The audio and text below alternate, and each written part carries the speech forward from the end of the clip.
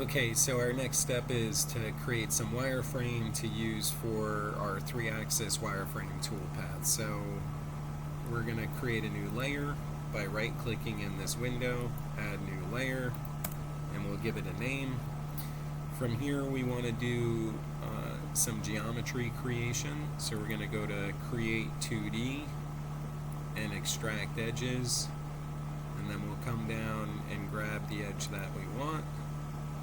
Once we have it selected, we're going to not have this checked, okay? So this way we're getting the geometry where it's located, and we'll choose OK and cancel. From here we can turn this layer off.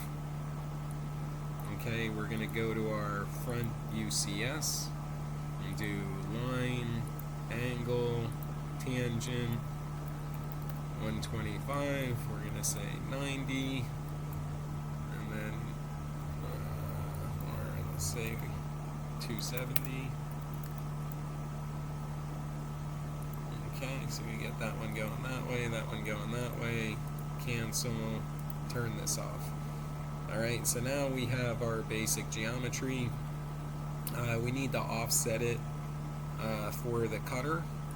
So we're going to use a 125 corner rad, so we got to offset it up. So it goes like this. This is 0.125. Okay, so that offsets for the tip of the cutter. And then the other thing we got to do is we got to bring it down. So we're going to translate. We select this. This is going to be minus the radius of the cutter. We say OK. Now the last thing I did was I drew some points.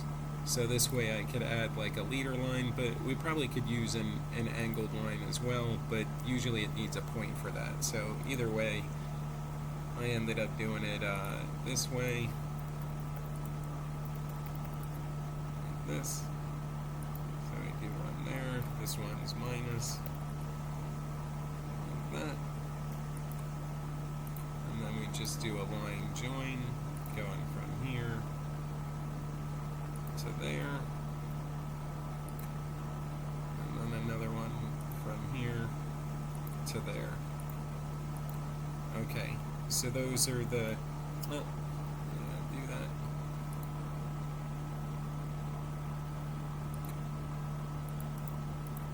Okay.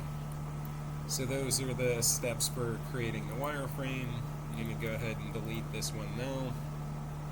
Turn our model back on. Go to our regular plane. And that's the 3-axis wireframe we want to turn into toolpath.